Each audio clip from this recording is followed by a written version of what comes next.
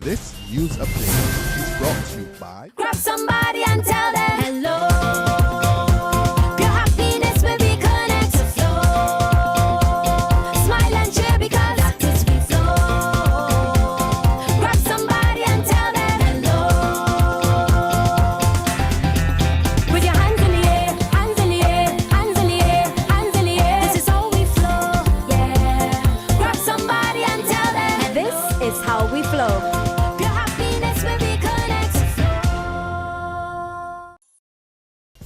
It's Wednesday, September 9th, and time for the Barbados Today Afternoon Update with the news. I'm Fernella Wedderburn.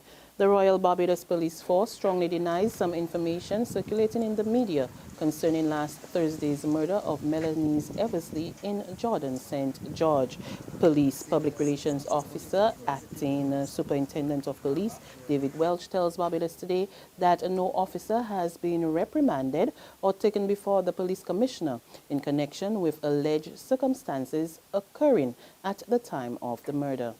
The force emphatically denies the following: that a struggle was pointed out by a transport board driver to a policeman on board the bus, that the Commissioner of Police has summoned any constable to his office for failure to intervene into a fight between a man and a woman on September the 3rd, 2016 at Jordan, St. George, that any transport board driver was involved in pointing out any police officer in a line-up exercise, and that the Commissioner of Police had ordered personnel attached to the District B police station to write statements with regards to the discovery of Eversley's body. It is regrettable that such misguided information could be put out for public consumption. He says the Commissioner, Tyrone Griffith, and the rest of the force stand in solidarity with the officers. As a professional force, we remain committed to our task. Such misinformation has the potential to discredit the force and tarnish the reputation of members.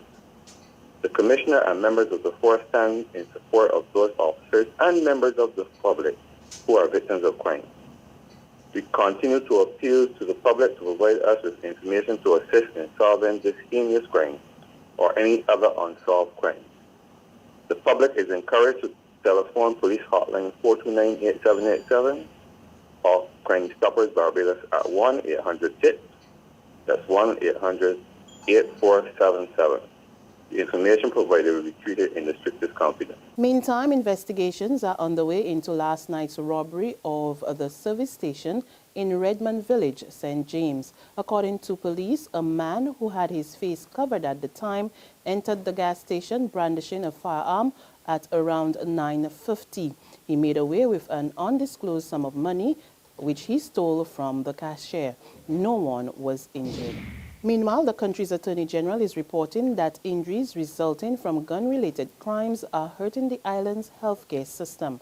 But not only that, Adriel Brathwaite laments that the situation has the potential to erode the national insurance earnings because of disability and invalidity payments, which will need to be paid to persons critical to the country's development.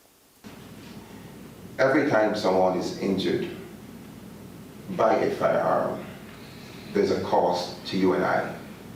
There's a cost to you and I because these are resources that could have been diverted to more positive activities in our economy. So we cannot treat to it, or we cannot look to it as an individual incident.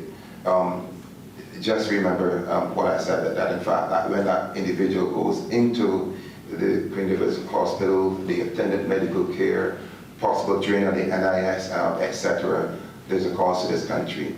And therefore, it is your responsibility and our responsibility to see how we can reduce the use and proliferation of firearms in Barbados. 5 earthquakes, most of them magnitude 4.0, have occurred to the northeast of Barbados within an 18-hour period. The latest, a 4.1 magnitude, that was recorded 135 kilometers northeast of Bridgetown. That occurred around 8:36 a.m. According to the Trinidad-based University of the West Indies Seismic Research Center, it was the 5th tremor registered since yesterday afternoon. The first 4.0 magnitude occurred at 1:28 p.m. yesterday, about 122 kilometers northeast of Bridgetown.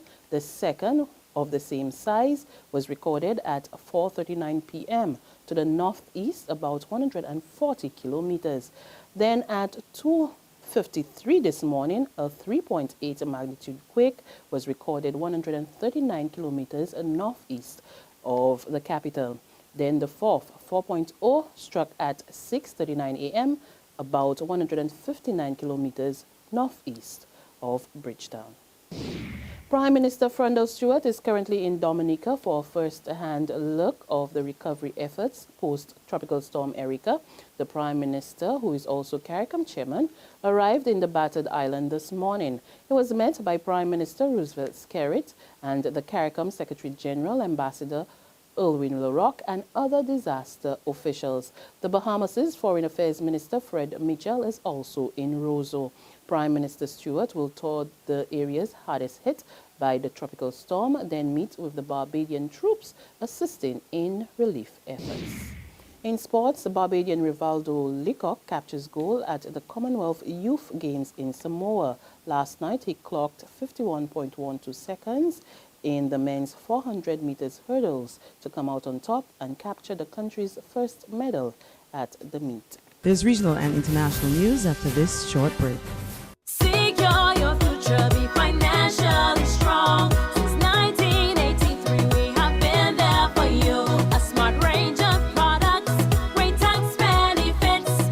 We're the solution to your hopes and your dreams. The Barbados Workers Union Cooperative Credit Union. The Barbados Workers Union Cooperative Credit Union. Humble beginnings to smart loans, smart savings. Save smart and borrow smarter. That's the move for me. Stability, prosperity. We're the solution to your hopes and your dreams. The Barbados Workers Union Cooperative Credit Union. The Barbados Workers Union Cooperative Credit Union. The Caribbean developments are now met, and disaster officials in Bermuda are keeping a close eye on Tropical Depression number 8, and they are warning residents that the weather system, which is located east-southeast of Bermuda, is a potential threat to the island. According to the National Hurricane Center, the system could become a tropical storm later today. It has maximum sustained winds near 30 miles per hour with higher gusts. Strengthening is forecasted during the next 48 hours, but those are predicted to be slow. Internationally, at least 14 passengers on a British Airways plane were taken to hospital with minor injuries after it caught fire at a Las Vegas airport. The airplane was bound for London when the incident occurred, forcing the evacuation of 170 people on board. The spokesman for the U.S. Federal Aviation Administration said the left engine of the Boeing 777-200 caught fire before takeoff, while the BA officials revealed that the aircraft experienced technical issues as it was preparing for takeoff. And finally, Queen Elizabeth II today became Britain's longest reigning monarch. To date, the 89-year-old monarch has reigned for 63 years and 7 months, passing the record set by her great-great-grandmother, Queen Victoria. Speaking in the Scottish Borders, Queen Elizabeth said the title was not one to which she has ever aspired. Inevitably, a long life can pass by many milestones. My own is no exception. But I thank you all, and the many others at home and overseas, for your touching messages of great kindness. And that's the news and sports for the very latest all day, every day. Log on to www.barbadostoday.bb, subscribe to our e-paper, our email updates, and like us on Facebook. You can also catch us on Izumi Media in bus terminals or screenplay at supermarkets and gas stations near you, as well as Channel 101 on Flow TV and Mix 96.9 FM. I'm Frenella Wedderburn. Good afternoon.